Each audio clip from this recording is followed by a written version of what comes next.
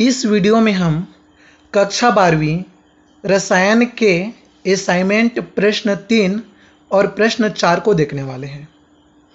तो यह वीडियो आपके लिए केवल सहायता मात्र है।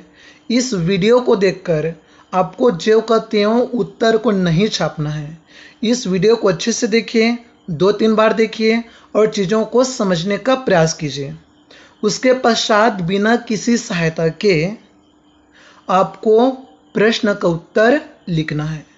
तो याद रखिए, इस वीडियो में आप चीज़ों को अच्छे से समझने का प्रयास कीजिएगा।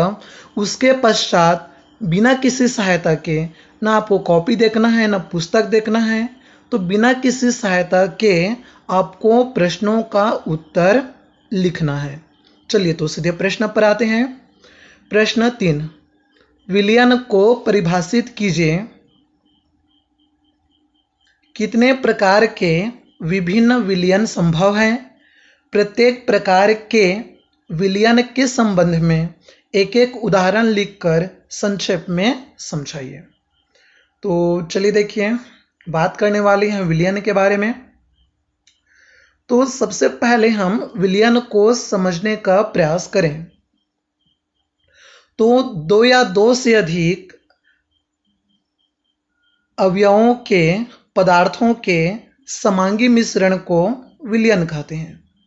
तो इसका हमने परिभाषा क्या देखा कि दो या दो से अधिक पदार्थों के समांगी मिश्रण को विलयन कहते हैं। जैसे नमक तथा जल का मिश्रण, ऑक्सीजन तथा नाइट्रोजन का मिश्रण, शक्कर तथा जल का मिश्रण इत्यादि।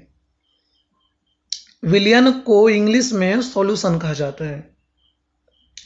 तो दो चीज़ें जो हमें पता नहीं होता उसके बारे में देखिए। जैसे कि समांगी मिश्रण, तो वह मिश्रण जिनके पदार्थों के अंतर को देखा नहीं जा सकता, उसे हम लोग समांगी मिश्रण कहते हैं। और वह मिश्रण जिनके पदार्थों के अंतर को देखा जा सकता है कि पहला पदार्थ कौन सा है, दूसरा पदार्थ कौन सा है, तो उसे हम विसमांगी मिश्रण कहते हैं।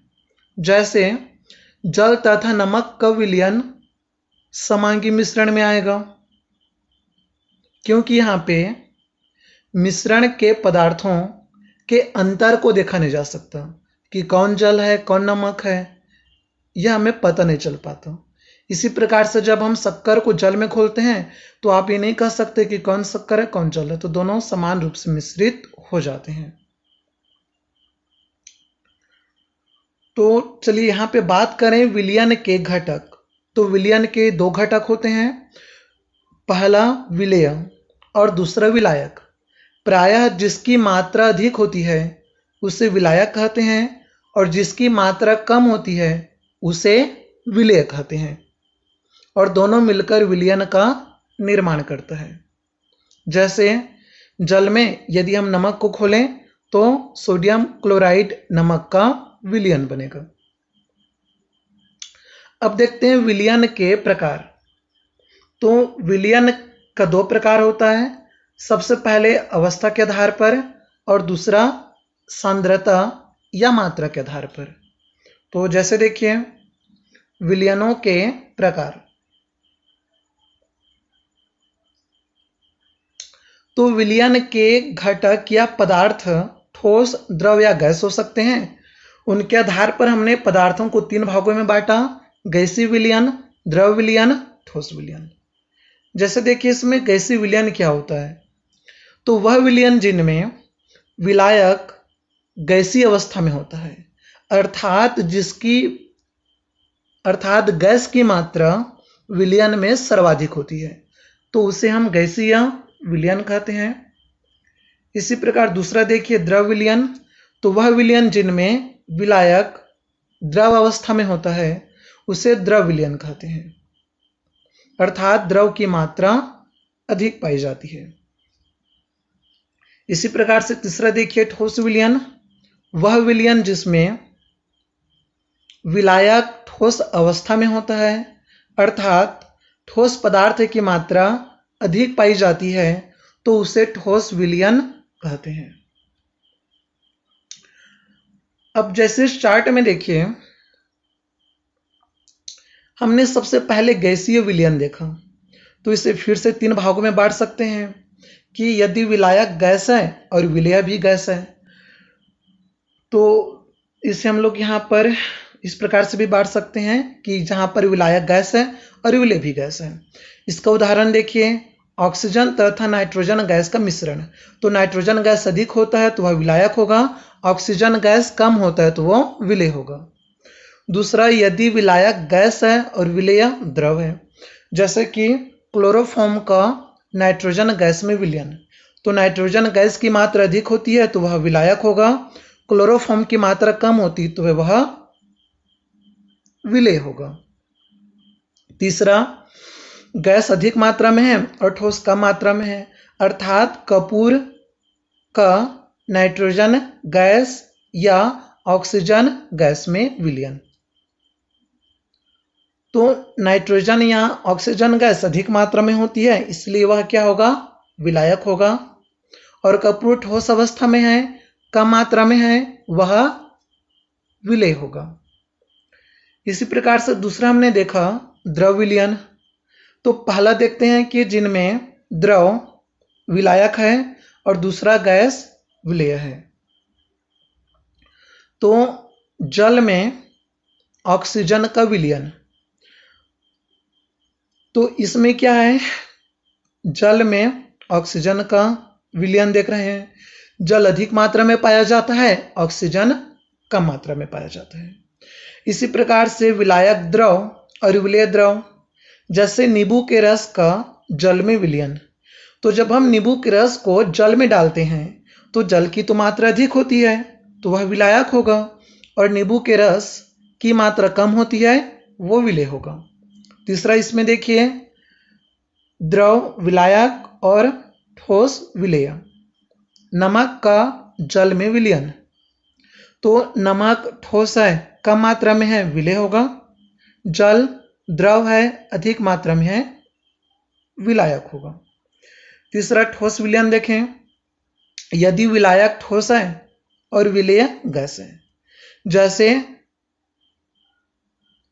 हाइड्रोजन का पैलेडियम में विलयन। तो पैलेडियम क्या होता है, ठोस होता है, अधिक मात्रा में है, हाइड्रोजन गैस कम मात्रा में है तो वो विलेय होगा।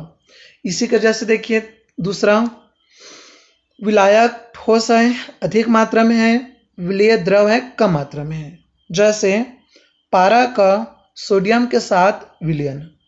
तो चूंकि पारा द्रव्य अवस्था में होता है, कम मात्रा में है तो वह विलेय होगा। सोडियम ठोस होता है, अधिक मात्रा में होता है तो वह विलायक होगा। तीसरा, ठोस का ठोस में विलयन, जैसे तांबा तथा सोने का विलयन। जिसकी मात्रा अधिक होगी उसे हम विलायक कहेंगे, जिसकी मात्रा कम होगी उसे विलेय कहेंगे। सेकेंड आते हैं सांद्रता या मात्रता के आधार पर विलयन के प्रकार। तो सबसे पहले देखिए तनु विलयन। तो इसमें क्या होगा, तनु विलयन में इनमें विलेय की मात्रा विलायक की तुलना में बहुत ही कम पाई जाती है, तब उसे हम तनु विलयन कहते हैं। यदि इसका उल्टा कर दें, वह विलयन जिनमें विलेय की मात्रा विलायक की तुलना में अधिक होगी तो उसे हम सांद्र विलयन कहेंगे। जैसे इस चित्र में देखिए, तो एक ऐसा चित्र है जिसमें आपको तनु और सांद्र विलयन दोनों को समझने को मिलेगा। और फिर से बोल रहा हूं, यह वीडियो आपके समझने के लिए है, ताकि आप प्रश्नों को बहुत अच्छे से समझ सकें, जान सकें, फिर बिना किसी सहायता के हम असाइनमेंट को लिख सकें, पूरा कर सकें। तो अच्छे से समझने का प्रयास कीजिए। जो समझ नहीं आएगा उसको कमेंट करके पूछ सकते हैं। तो जैसे इसमें हम देखें तनु विलयन जो ऊपर में बना हुआ है, उनमें क्या चीज है, विलेय की मात्रा कम है और विलायक की मात्रा अधिक है। तो यह किस में होता है, कॉपर सल्फेट में। चूंकि प्रश्न में उदाहरण लिखने के लिए भी बोला था, तो ध्यान से देखिए तनु विलयन का उदाहरण है। सेकेंड इसमें सांद्र विलयन।